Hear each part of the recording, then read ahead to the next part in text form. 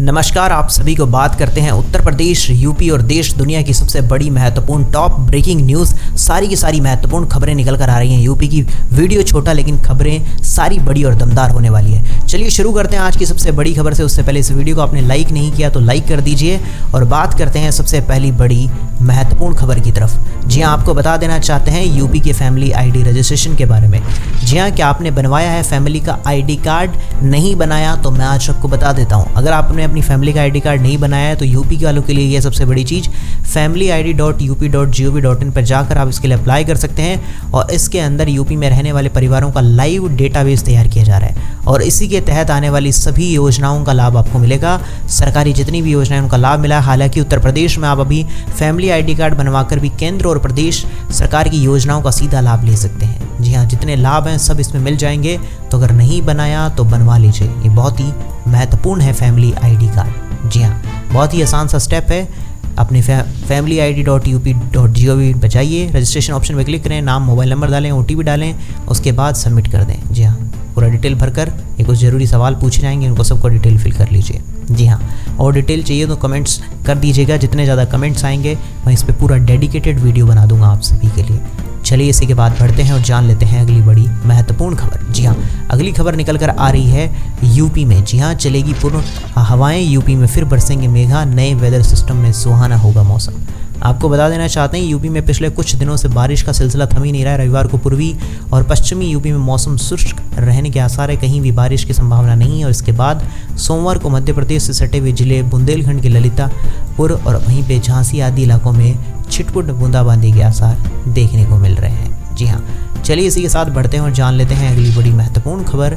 आपको बता दें यूपी के अंदर राज्य कर्मचारियों के लिए खुशखबरी, दिवाली से पहले बोनस और डीए की वृद्धि की घोषणा। जी हाँ, इतनी होगी बढ़ोतरी। आपको बता दें यूपी के सरकारी कर्मचारियों के लिए अच्छी खबर आ चुकी है। राज्य कर्मियों के लिए दिवाली पर बोनस तो मिलेगा ही, साथ ही साथ डीए के अंदर भी आपको वृद्धि होगी। जी हाँ, इसमें 15 लाख कर्मचारियों को लाभ मिलने वाला है। तो वाकई में दिवाली पे तोहफा दे रही है यूपी की सरकार सरकारी कर्मचारियों को। बाकी आपका इसके प्रति कोई विचार है तो कमेंट्स में बता दीजिएगा मुझे। चलिए इसी के साथ बढ़ते हैं और जान लेते हैं अगली बड़ी महत्वपूर्ण खबर। आपको बता दें यूपी में बाई इलेक्शन को लेकर गहमा गहमी से मच चुकी है। योगी अखिलेश में कौन मारेगा बाजी, क्या कहता है सर्वे? आपको बता दें इस सर्वे का पूरा पर्चा। आपको बता दें यूपी में होने वाले उपचुनाव को लेकर माहौल थोड़ा सा टाइट है, लेकिन हर तरफ दिख रही फाइट है। लोकसभा चुनाव 2024 के बाद सपा का कॉन्फिडेंस हाई है और आपको बता दें दूसरी तरफ पारा भी हाई दिख रहा है। दूसरी तरफ यूपी में लोकसभा चुनाव में झटका खाने वाली भाजपा ने भी उपचुनाव के लिए कमर कस ली है। जी हाँ, अब देखते हैं कौन जीतेगा, बाकी आने वाला समय बताएगा। मैं आपको अपडेट देता रहूँगा। वीडियो को लाइक, चैनल को सब्सक्राइब करके रखिएगा। चलिए इसी के साथ बढ़ते हैं, जान लेते हैं अगली बड़ी खबर। आपको बता दें बदलापुर में केस का आरोपी एनकाउंटर में ढेर पुलिस रिवॉल्वर छीनकर की थी फायरिंग। आपको बता दें पुलिस अधिकारी ने बताया कि अक्षय सिंधे को तजोला जेल से जांच के लिए बदलापुर ले जाया जा रहा था। जब पुलिस की गाड़ी मुरबा बाईपास पर पहुंची तो शिंदे ने एक पुलिसकर्मी के रिवॉल्वर छीन ली और एएसआई पर गोली चला दी। वहीं पर उसका एनकाउंटर कर दिया गया। जी हाँ, और आपको बता दें आरोपी अक्षय सिंधे का गंभीर हालत में अस्पताल में भर्ती कराया गया, जहाँ उसे दम तोड़ दिया। आपको बताएं हुआ क्या था, आरोपी ने पहले पुलिसकर्मी पर गोली चलाई और जवाबी में गोलीबारी में उस पर भी फायरिंग की गई, क्योंकि उन्होंने वो की। तो उसी के बदले में जब वापस उन पर गोली चली तो वो वहीं पे घायल हो गया। उसके बाद उसे अस्पताल ले गया, जहाँ पर उसने अपना दम तोड़ दिया। जी हाँ, पोस्ट करके पढ़ना चाहें तो आप पढ़ सकते हैं क्या था इसका सीन। स्कूल के शौचालय में ये चीज़ होती थी, आप पोस्ट करके पढ़ सकते हैं पूरी डिटेल। चलिए इसी के साथ बढ़ते हैं और जान लेते हैं अगली बड़ी महत्वपूर्ण खबर। मैं आपको बताऊंगा इसी के बाद सबसे बड़ी खबर यूपी रोडवेज में फ्री चढ़ने को लेकर। जी हाँ, इन 9 कैटेगरी के लोग यूपी की रोडवेज बस में कर सकते हैं मुफ्त में सफ़र। आप लोगों के लिए बहुत अच्छा फ़ायदा बता रहा हूँ, ध्यान से सुनिएगा। इन्हें साथ में एक सहयात्री ले जाने की भी इजाज़त। जी हाँ, उत्तर प्रदेश में फ्री बस यात्रा की सुविधा दी जा रही है और किन्हें किन्हें मिलेगी ये सुविधा मैं आपको बताऊंगा। आपको बता देना चाहता हूँ यूपीआर जो एसआरटीसी की बसें उसमें उत्तर प्रदेश से निर्वाचित राज्यसभा या लोकसभा के सदस्यों को फ्री में बस यात्रा मिलती है। साथ ही अपने साथ एक यात्री को भी ले जा सकते हैं। यूपी विधानसभा परिषद और विधानसभा के जो पूर्व सदस्य हैं उनको भी ये सुविधा मिलती है। और इसी के साथ आपको बता दें स्वतंत्रता सेनानियों को भी यूपी जो आरसीटीसी की बस उसमें फ्री सेवा मिलती है। डेमोक्रेसी डिफेंडर भी इस सुविधा का फ़ायदा उठा सकते हैं। विकलांग लोगों को भी इसमें फ़ायदा मिलता है और विकलांग लोगों को जो होगा कम से कम 40% या उससे ज़्यादा विकलांग होंगे उनको। जी हाँ, मान्यता प्राप्त पत्रकारों को भी इसमें फ़ायदा मिलता है। जी हाँ, उसी के बाद राष्ट्रीय और राज्य स्तर पर पुरस्कृत शिक्षकों को भी इसमें फ़ायदा मिलता है। वहीं पे सैन्य बल है उनको, पुलिस बल है उनको भी फ्री बस सेवा का लाभ दिया जाता है। जी हाँ, 5 साल तक के कम उम्र के जो बच्चे हैं उन पर बस यात्रा फ्री है। इतना ही नहीं, 5 से 12 साल के बच्चों के लिए 50% किराया उस पर छूट मिलेगी मतलब। वहीं स्टूडेंट्स के लिए मासिक पास भी उपस्थित है। 1 महीने में 60 फेरों से छूट मिलती है। छात्रों की उम्र 21 साल से कम होनी चाहिए और शिक्षण संस्थान की तरफ से प्रमाण पत्र भी ज़रूरी होता है। ये कुछ नियम है, बाकी आपको मैंने डिटेल में बता दिया कि इन लोगों को कितना फ़ायदा मिलता है। चलिए इसी के साथ बढ़ते हैं और जान लेते हैं अगली बड़ी महत्वपूर्ण खबर। जी हाँ, किन बुजुर्गों को वृद्धावस्था पेंशन देती है यूपी सरकार, इन महीने मिलती है इनकी धनराशि। ये है आवेदन का तरीका।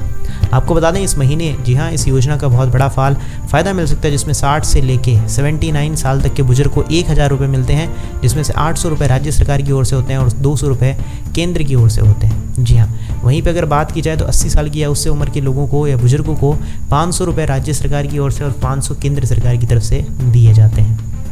ये यूपी की वृद्धावस्था पेंशन योजना होती है। किन लोगों को इसका फ़ायदा मिल सकता है? ऐसी जिनकी उम्र 60 है उससे अधिक है, गरीबी रेखा के नीचे हैं, उनको ये आमदनी मिल सकती है। यानी सालाना आमदनी शहरी होने पर 56,460 रुपये और ग्रामीण होने पर 46,080 रुपये है और इस योजना के लाभ के पात्र हो सकते हैं।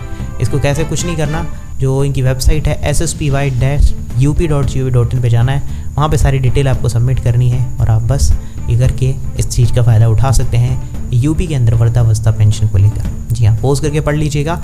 मैं बढ़ता हूँ इसी के बाद अगली बड़ी महत्वपूर्ण खबर। आपको बता दें मुंबई के सिद्धिविनायक मंदिर में लड्डुओं की शुद्धता पर उठे सवाल। आपको बता दें इससे पहले भी आपको एक विवाद आपको देखने को मिला था तिरुपति के अंदर। जी हाँ, इस मंदिर में हर रोज़ 50,000 के करीब लड्डू बनते हैं। प्रसाद के एक पैकेट में 50-50 ग्राम के 2 लड्डू होते हैं। त्योहारों के समय प्रसाद की जो मांग है वो काफ़ी ज़्यादा होती है। लड्डुओं को 7-8 दिन तक सहेज कर रखा जाता है। जी हाँ, इससे पहले आपको पता भी आंध्र प्रदेश में जो तिरुपति मंदिर में पशु चर्बी को लेकर ऐसी चीज़ें देखने को मिली जो वाकई में एक पूरी आस्था के ऊपर से भरोसा उठा दिया है। ये जो लोग कर रहे हैं वो वैसे तो देखा जाए अगर सत्य है तो गलत है, बाकी आने वाला समय बताएगा क्या सही है क्या गलत, इसमें भी कुछ कहा नहीं जा सकता। जी हाँ, और ऐसे में भी इस चीज़ को देखते हुए काफ़ी जगह पर, हर जगह पर जो मंदिर हैं उनमें सवाल उठ रहे हैं। और सिद्धिविनायक मंदिर में भी इस चीज़ को लेकर सवाल उठ रहे हैं। बाकी इसके प्रति आपका कोई विचार है तो आप मुझे एक बार बताइएगा कमेंट्स में, ठीक है।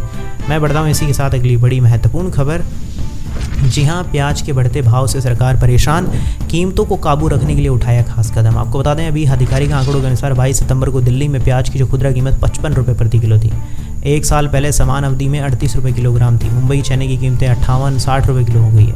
और ये सबसे बड़ी चीज़ है कि देखो प्याज ऐसी चीज़ अगर विदेश में या फिर हमारे भारत से पूरा बाहर सप्लाई होने लग गया। सरकार ने 10 दिन पहले प्याज पर $550 प्रति टन का न्यूनतम निर्यात मूल्य हटा दिया था। जी हाँ, इससे क्या हुआ था, सब लोग प्याज को बाहर भेजने लगे। प्याज को जब बाहर ही भेज दिया जाएगा, अपने देश में रहेगा नहीं तो ऑटोमेटिकली उसकी प्राइस बढ़ जाएगी। तो बस इसी चक्कर में प्याज की रेट इतनी हाई चली गई है, इसीलिए उस पर कुछ लगाम लगाया गया है। बाकी आने वाले समय में कोई और अपडेट आएगा तो मैं बता दूंगा। बाकी सरकार ने 10 दिन पहले प्याज पर $550 प्रति टन जो न्यूनतम निर्यात है वो मूल्य हटा दिया था। जी हाँ, इसी वजह से ये चीज़ देखने को मिली। बाकी इस पर कुछ ना कुछ और चीज़ें होंगी जिससे वापस सारी चीज़ें सामान्य हो जाएंगी। चलिए इसी के साथ बढ़ते हैं और जान लेते हैं अगली बड़ी महत्वपूर्ण खबर। आपको बता दें एक वीडियो वायरल हो रहा है जिसमें जूस बनाता व्यक्ति युवक उसी में थूक देता है। वीडियो वायरल होने के बाद आरोपी गिरफ्तार हो गया है। शामली में एक जूस विक्रेता के जूस में थूकने का मामला सामने है, जिसका एक वीडियो सोशल मीडिया पर वायरल हुआ। उधर सूचना मिलने पर पुलिस ने रिपोर्ट दर्ज कर आरोपी युवक को गिरफ्तार कर लिया। वाकई में ऐसी शर्मनाक घटना हमारे देश में ऐसी होती है तो बहुत बुरा लगता है कि लोग क्या क्या कर जाते हैं। बिल्कुल भी ऐसा नहीं होना चाहिए। जी हाँ, ऐसी चीज़ें बिल्कुल भी नहीं करनी चाहिए, कोई कैसा भी इंसान हो। चलिए इसी के साथ बढ़ते हैं और जान लेते हैं अगली बड़ी महत्वपूर्ण खबर। आपको बता दें ऐसे किसानों को नहीं मिलेंगे 18वीं किस्त के 2,000 रुपये। जी हाँ, अगर आप लोगों ने अभी तक KYC नहीं करवाया है तो आपको 2,000 रुपये जो मिलते हैं PM किसान सम्मान निधि योजना के तहत वो नहीं मिलने वाले हैं। जी हाँ, तो KYC करवा लीजिएगा।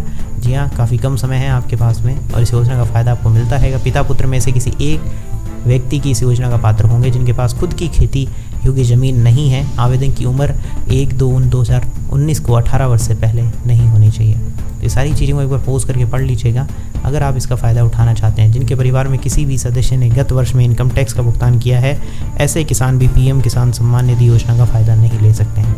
जी हाँ, अब जल्दी 18वीं किस्त जारी हो जाएगी तो आप सबको इसका फ़ायदा मिलेगा। किसान का भुगतान अक्टूबर में होता है। आधिकारिक तौर पर 18वीं किस्त जारी करने की तारीख सामने अभी तक नहीं आई है, लेकिन हाँ जल्दी ही 18वीं किस्त भी जारी कर दी जाएगी। चलिए इसी के बाद बढ़ते हैं और जान लेते हैं अगली बड़ी महत्वपूर्ण खबर। आपको बता देना चाहते हैं अगली खबर, सोने के दाम में फिर बढ़ा है बदलाव। जी हाँ, आज 10 ग्राम का नया भाव जाने अपने शहरों में। 23 सितंबर का लेटेस्ट अपडेट। इससे पहले आपको बता दूं जो कल की रेट अभी की क्या है। अक्टूबर में पहले सोने की कीमतों में बदलाव हो चुका है। खासकर श्राद्ध पक्ष में अभी नई कीमतें देखने को मिली है, जिसमें 76,000 सोना और चांदी 93,000 के पार पहुँच गया है। जी हाँ, ये भी सोने चांदी की रेट है। बाकी पोस्ट करके पढ़ लीजिए। आपका इस पर कोई विचार हो तो कमेंट्स में बता दीजिएगा। मैं चलता हूँ इसी के साथ अगली बड़ी महत्वपूर्ण खबर आपको बता देना चाहते हैं। मानवता की सफलता सामूहिक शक्ति में, मैदान जंग में नहीं, 3 मोर्चों पर जारी युद्ध के बीच, बोले पीएम मोदी। आपको बता दें प्रधानमंत्री नरेंद्र मोदी ने साइबर, समुद्र, अंतरिक्ष जैसे नए क्षेत्रों में संघर्ष और आतंकवाद का मुद्दा संयुक्त राष्ट्र में उठाते हुए कहा कि इन मुद्दों पर वैश्विक कार्रवाई वैश्विक महत्वाकांक्षा के अनुरूप होनी चाहिए, ऐसा उनका विचार था। चलिए इसी के साथ बढ़ते हैं और जान लेते हैं अगली बड़ी महत्वपूर्ण खबर। जी हाँ, आपको बताएंगे अगली खबर। जी हाँ, दिल्ली के पॉल्यूशन को लेके। जी हाँ, अभी हाल ही में बात करें, दिल्ली एनसीआर में अब इलेक्ट्रिकल वाहनों पर जोर है। पॉल्यूशन पर केंद्र सरकार और राज्यों का सख्त निर्देश है। केंद्र सरकार ने सोमवार को पड़ोसी राज्य के साथ बैठक कर दिल्ली में एनसीआर में वायु प्रदूषण से निपटने की तैयारियों की समीक्षा की। प्रधानमंत्री के प्रधान सचिव पीके मिश्रा ने पीएमओ में इस संबंध में राज्यों के जितने भी मुख्य सचिव हैं उनके साथ समीक्षा बैठक की अध्यक्षता की है, क्योंकि अभी आपको पता है पॉल्यूशन काफ़ी ज़्यादा बढ़ता हुआ नजर आ रहा है। तो ये थी उत्तर प्रदेश, यूपी और देश दुनिया की सबसे बड़ी महत्वपूर्ण काम की खबरें। कैसी लगी आपको सारी की सारी खबरें मुझे एक बार कमेंट्स में बताइएगा। वीडियो अगर अच्छा लगा तो वीडियो को लाइक कर दीजिए। चैनल अगर सब्सक्राइब नहीं कर रखा तो सब्सक्राइब करके घंटे के निशान को दबाना मत भूलिएगा। मैं मिलूंगा ऐसी अच्छी और वीडियो के साथ, तब तक के लिए जय श्री राम, जय हिंद, वंदे मातरम।